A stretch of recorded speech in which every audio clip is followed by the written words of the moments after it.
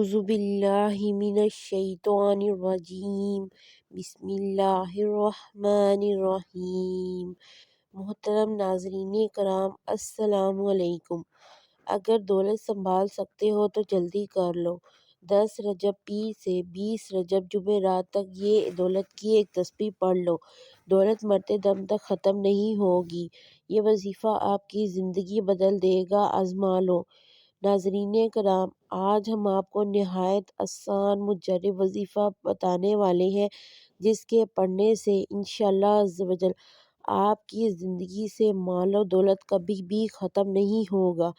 آپ کی دولت میں اتنی زیادہ برکت ہو جائے گی کہ آپ کے لیے سنبھالنا مشکل ہو جائے گی، اور یہ اللہ تعالیٰ کا خاص کرم ہے۔ اللہ تعالیٰ کا خاص کرم ہے جس کی بدولت انشاءاللہ اس وظیفے کے پڑھنے والے کے تمام مسائل منٹوں میں سیکنڈوں میں حل ہو جائیں گے۔ ماہ رجب کا مہینہ بہت زیادہ بابرکت و فضیلت والا مہینہ ہوتا ہے۔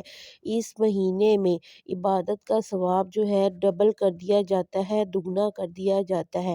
نوافل کا ثواب فرضوں کے برابر کر دیا جاتا ہے۔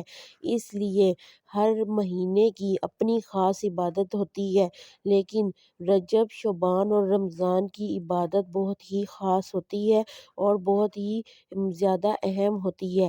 اس لیے کوشش کیا کریں کہ ماہ رجب، شعبان اور رمضان میں اپنے اللہ تعالیٰ کو راضی کر لیں، اللہ تعالیٰ کو منا لیں، اللہ تعالیٰ سے گڑ گڑا کر مانگ لیں، توبہ استغفار کر لیں۔ آج کی جو تسبیح ہم آپ کو بتانے جا رہے ہیں، اس میں سب سے پہلے ہے حسبنا اللہ و نعم الوکیل۔ حسبنا اللہ و نعم الوکیل آپ نے کتنی دفعہ پڑھنی ہے یہ ہم آپ کو آگے جا کر بتائیں گے، لیکن سب سے پہلے اس کی فضیلت بتا دیں۔ حسبنا اللہ و نعم الوکیل یہ تسبیح حضرت ابراہیم علیہ السلام نے تب پڑھی تھی جب ان کو آگ میں ڈال دیا گیا تھا، تو اللہ تعالیٰ نے ان کو آگ سے نجات دی۔ حسبنا اللہ و نعم الوکیل اللہ تعالیٰ کے رسول صلی اللہ علیہ وآلہ وسلم نے تب پڑھی جب کفار نے ان کے لیے ایک لشکر جرار تیار کر رکھا تھا۔ اللہ تعالیٰ نے حضرت محمد صلی اللہ علیہ وسلم سے یہ کلمات نکلوائے، حسبنا اللہ و نعم الوکیل، میرے لیے اللہ ہی کافی ہے اور وہی بہترین کار ساز ہے۔ اس کا مطلب یہ ہوتا ہے، اس لیے اللہ تعالیٰ کو ہی اپنا حامی و ناصر اور مکمل جو ہے اپنا سب کچھ ماننا چاہیے۔ حسبنا اللہ و نعم الوکیل کے بعد جو تسبیح آپ نے پڑھنی ہے وہ استغفر اللہ کی پڑھنی ہے۔ استغفر اللہ انسان کے گناہ بہت زیادہ جلدی مٹا دینے والی تسبیح ہے۔ اللہ تعالیٰ سے استغفر اللہ یا تو استغفر اللہ 3 صورتوں میں پڑھ سکتے ہیں: استغفر اللہ الذی لا الہ الا هو الحی القیوم واتوب الیہ، یہ بھی پڑھ لیں۔ دوسری طرح استغفر اللہ جو کہ سر مسلمانوں کو جلدی سے یاد ہو جاتی ہے، یہ بھی پڑھ لیا کریں۔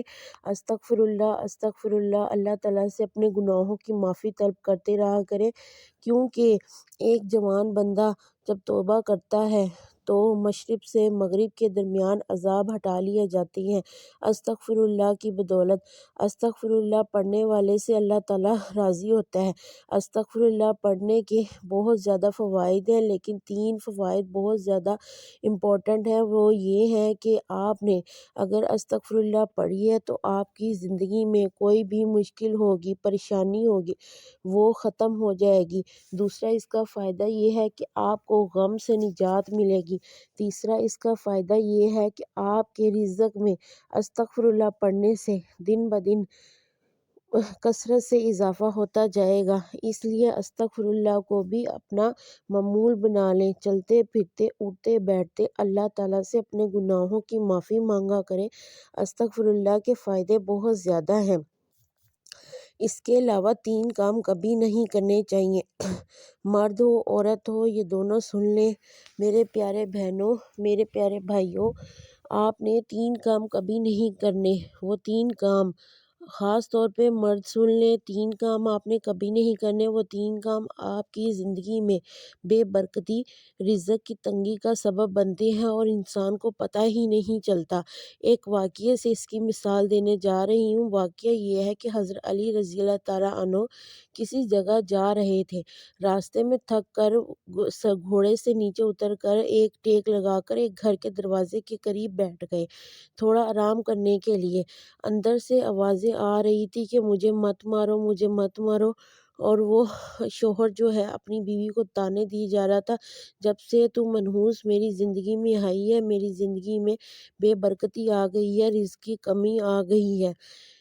حضرت علی رضی اللہ تعالیٰ عنہ یہ باتیں سن کر رہا نہیں گیا، ان سے دروازہ کھٹکھٹایا اور اندر تشریف لے گئے۔ حضرت علی نے سارا ماجرا پوچھا تو اس شخص نے بتایا کہ یا علی، جو بھی عورت کسی کے گھر میں آتی ہے، رحمتیں لاتی ہے، بیٹیاں پیدا ہوتی ہیں، بیٹے پیدا ہوتے ہیں، نعمتیں پیدا ہوتی ہیں اور رزق بھی بڑھتا ہے۔ جب سے یہ میری زندگی میں آئی ہے، میری زندگی میں مال و دولت نام کی کوئی چیز ہی نہیں ہے، تنگ دستی ہی تنگ دستی ہے، غربت ہی غربت ہے۔ تو حضرت علی رضی اللہ تعالیٰ نے اس شخص کی بات سننے کے بعد اس عورت سے بھی جواب طلبی کی، تو اس عورت نے کہا کہ یہ آدمی شادی سے پہلے، میرا باپ ایک غریب آدمی تھا، اس کو کہتا تھا کہ مجھے جہیز نہیں چاہیے، مجھے کچھ نہیں چاہیے، اور شادی کے بعد جب میرے باپ نے میری شادی کر دی، اس کے بعد سے یہ آدمی مجھے طعنے دیتا ہے، مجھے اٹھتے بیٹھتے ذلیل کرتا ہے، مارتا ہے، پیٹتا ہے اور میرے ساتھ بہت زیادہ برا سلوک کرتا ہے۔ تو حضرت رضی اللہ تعالیٰ عنہ نے فرمایا، یہی تمہارا بیوی کے ساتھ عمل تنگ دستی کی وجہ ہے، کیونکہ تم رحمان کو راضی کرنے کی بجائے تم شیطان کو راضی کر رہے ہو۔ شیطان جو ہے وہ خوش ہوتا ہے کہ میاں بیوی کی لڑائی ہو، کیونکہ شیطان سب سے زیادہ خوشی ہی مناتا ہے کہ میاں بیوی کی لڑائی ہو۔ شوہر جو ہے جب بیوی کو طعنے دیتا ہے تب بھی رزق میں کمی ہوتی ہے، شوہر بیوی کو جب مارتا ہے، اس کی آنکھوں سے آنسو آتے ہیں، تب بھی شوہر کے مال دولت میں تنگ دستی کا وجہ بنتی ہے۔ اس لیے بیوی کی آنکھوں میں کبھی آنسو نہیں آنا چاہیے، کیونکہ وہ صنف نازک ہے اور ریڑھ کی ہڈی سے پیدا کی گئی ہے، پسلی سے پیدا کی گئی ہے۔ اس لیے آپ سب کو بھی چاہیے کہ اپنی زندگی میں رحمان کو راضی کرنے کی کوشش کی جائے اور شیطان کو دور دفع کیا جائے۔ اللہ تعالیٰ سے شیطان نے یہ کہا تھا کہ جب تک تیرے بندے، ان کے اندر جان ہوگی، روح ہوگی، میں تب تک ان کو گمراہ کرتا رہوں گا۔ اور اللہ تعالیٰ نے آگے سے یہ جواب دیا کہ جب تک میرے بندے استغفر اللہ کا ورد کرتے رہیں گے، میں ان کو بخشتا رہوں گا۔ سبحان اللہ، اللہ تعالیٰ کی شان۔ اس لیے ہمیں استغفر اللہ پڑھتے رہنا چاہیے، کیونکہ دریائی مچھلیاں، چرند پرند استغفر اللہ پڑھنے والوں کے لیے نامہ اعمال میں دعائیں کرتے ہیں، ان کے لیے بخشش کی دعا کرتے ہیں۔ جو بندہ استغفر اللہ پڑھتا رہتا ہے، ان کے لیے دریائی مچھلیاں اور چرند پرند بھی دعائیں کرتے ہیں۔ اس لیے آپ کو بھی استغفر اللہ پڑھتے رہنا چاہیے۔ چلیے بڑھتے ہیں اپنے وظیفے کی جانب۔ وظیفے میں سب سے پہلے آپ نے درود ابراہیمی پڑھنا ہے۔ اللہم صلی علی محمد وعلی آل محمد کما صلیت علی ابراہیم وعلی آل ابراہیم انک حمید مجید۔ اللہم بارک علی محمد وعلی آل محمد کما بارکت علی ابراہیم وعلی آل ابراہیم انک حمید مجید۔ درود ابراہیمی یا تو 3 مرتبہ پڑھ لیں یا 7 مرتبہ یا 11 مرتبہ، لیکن درود ابراہیمی کی فضیلت و برکت بہت زیادہ ہے، کیونکہ اس کے پڑھنے سے فرشتے حرکات میں آ جاتے ہیں۔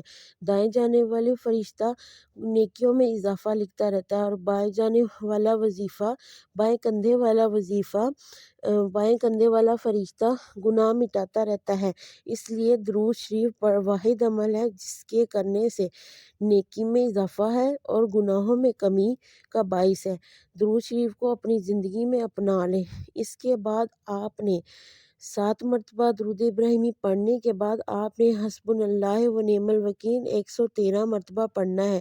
حسبنا اللہ و نعم الوکیل پڑھنے کے بعد آپ نے استغفراللہ کی ایک تسبیح پڑھنی ہے، اور اس کے بعد استغفراللہ کی تسبیح کے بعد آپ نے 11 مرتبہ استغفراللہ پڑھ کر آپ نے پھر اتنی ہی تعداد میں درود ابراہیمی پڑھنا ہے، چاہے 3 دفعہ آپ نے شروع میں پڑھا ہو، چاہے 7 دفعہ، آخر میں بھی 7 دفعہ پڑھ لیں یا 11 دفعہ، وہ آپ کی مرضی ہے۔ لیکن زیادہ سے زیادہ درود شریف بھی انسان کی زندگیوں میں خوشحالی کا باعث بنتا ہے، درود شریف کو اپنا لیں۔ اور اس کے بعد آپ نے اللہ تعالیٰ کے ہاں سربسجود ہو کر اپنے گناہوں کی معافی طلب کرتے ہوئے اللہ تعالیٰ سے اپنی حاجت دل میں رکھتے ہوئے مدد مانگنی ہے انشاءاللہ عز و جل۔ وقت کی کوئی پابندی نہیں ہے، جب بھی آپ کو فارغ وقت ملے آپ نے یہ وظیفہ پڑھ لینا ہے کسی بھی نماز کے بعد باوضو حالت میں۔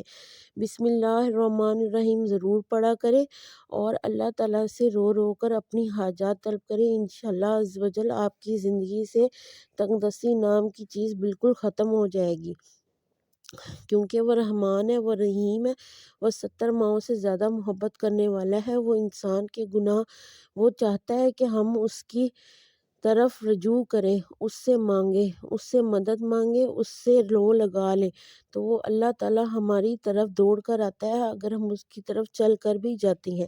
اس لیے ہمیں اپنی زندگی میں اللہ تعالیٰ اور رسول صلی اللہ علیہ وسلم کے احکامات پر عمل کرنے کی توفیق حاصل کرنی چاہیے، زیادہ سے زیادہ دین اپنانا چاہیے، کیونکہ دین کے راستے میں ہی بھلائی ہے، برکت ہے اور خیر و برکت ہے۔